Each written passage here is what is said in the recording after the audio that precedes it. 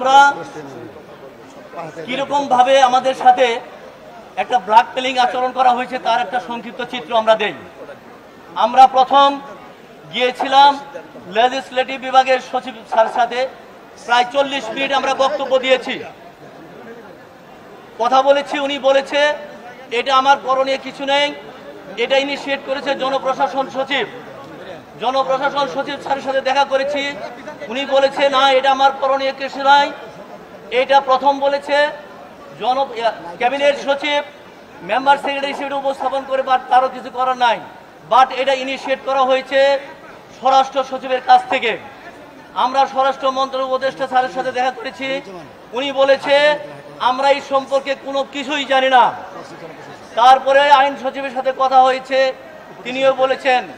আইন উপদেষ্টার সাথে কথা বলেছে, উনি আমাদেরকে বলেছেন আপনারা আপনাদের আইন নিয়ে আপনাদের ওয়েতে আপনারা কাজ করেন, আমাদের ওয়েতে আমরা কাজ করি, এখানে আমার বেশি কিছু বলার নেই, আপনারা চাইলে আইনে আশ্রয় নিতে পারেন, এটুকুই তার বক্তব্য। কালকে আমাদের সৌভাগ্যক্রমে স্বরাষ্ট্র উপদেষ্টার সামনে আরো 2 জন উপদেষ্টা ছিলেন, বাণিজ্য শিল্প এবং আবার যখন আমরা আদিলুর রহমান স্যারের সাথে দেখা করেছি তো সেখানে পররাষ্ট্র উপদেষ্টা ছিলেন। তার মানে প্রায় 6 জন 7 জন উপদেষ্টার উপস্থিতিতে আমাদের আলোচনা হয়েছে। এরপরেও জনপ্রশাসন সচিব মুখলেছুর রহমান সাহেব কালকে সারাদিন আইন মন্ত্রণালয়ে বসে থেকে এই প্রজ্ঞাপন রাষ্ট্রপতির কার্যালয়ে প্রেরণ করেছে। ওখান থেকে এনে রাতেই লেজিসলেটিভ বিভাগের পক্ষ থেকে বিজি প্রেসে প্রেরণ করা হয়েছে। ওখান থেকে রাত 10টায় আমাদের হাতে কপি এসেছে। তাহলে দেখেন আমরা 3 দিন তাদের কাছে কত আকুতি মিনতি করেছি, বাট তারা আমাদের সাথে প্রতারণা করেছে। কারণ লেজিসলেটিভ বিভাগের সচিব যখন বলেছে আমার হাতে কিছু নেই, আমি কিছু জানি না, আমি শুধু একটা নাম্বার ফেলাবো এখান থেকে, তাহলে তার ওখান থেকে প্রজ্ঞাপন হলো।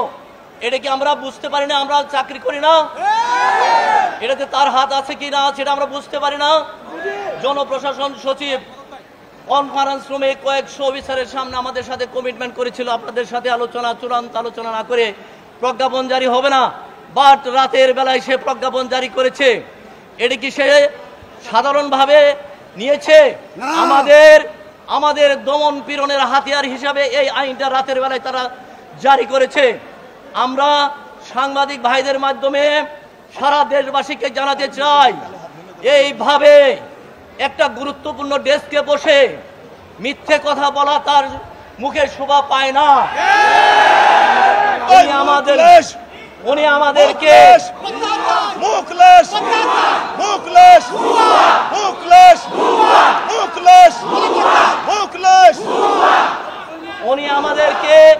উনি আমাদেরকে নিয়ে অন্তত পক্ষে, আমি বাদিউল নজরুল ভাই আমাদেরকে নিয়ে অন্তত পক্ষে এই কথাটুকু বলতে পারতেন, কোথায় কোথায় আপনাদের আপত্তি, কোথায় কোথায় সংশোধন করা।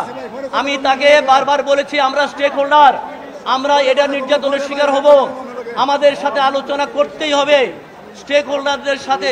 আপনারা জানেন একটা আইন করতে হলে, একটা অধ্যাদেশ জারি করতে হলে আগে ওয়েবসাইটে দিতে হয়, বিভিন্ন পেপার পত্রিকায় দিতে হয়, জনমত যাচাই করতে হয়, অথবা স্টেক হোল্ডার যারা তাদের মতামত নিতে হয়। এমন কি সমস্যা হয়ে গেল যে কারো কোনো মতামত নেই, ওয়েবসাইটে নেই, কোনো পেপার পত্রিকায় নেই। উনি এককভাবে 4-5 জন সচিব বসে এই অধ্যাদেশ জারি করেছে। এটা সম্পূর্ণ অন্যায়, এটা কোনোদিনই বাস্তবায়ন করা সম্ভব হবে না তাদের পক্ষে। এবং আমরা সর্বদিক থেকে আমরা জানতে পেরেছি এটার মাস্টার মাইন্ড হলেন মুখলেছুর রহমান সাহেব।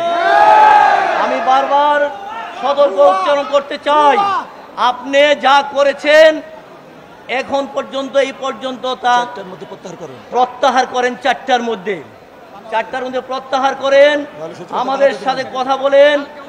কথা বলার আগে প্রত্যাহার চাই, আমরা প্রত্যাহার চাই, তা না হলে আমরা কিন্তু ছাড়বো না। আপনারা মিডিয়ার ভাইদের সামনে অনেক ঘটনা আমি তুলে ধরলাম, আপনারা বিষয়গুলি আপনাদের নোটে রাখবেন, সময় মতো তারা করবেন।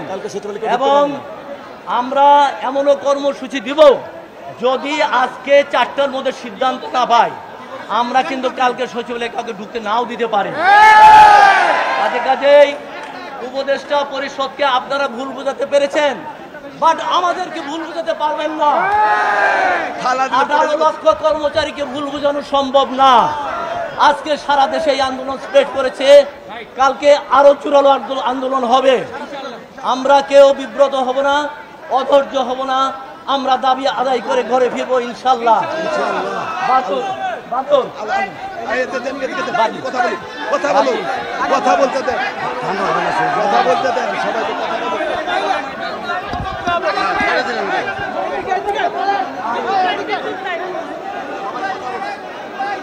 বুমটা দেন, বুমটা বুমটা আপনার হাতের বুমটা দেন ভাই।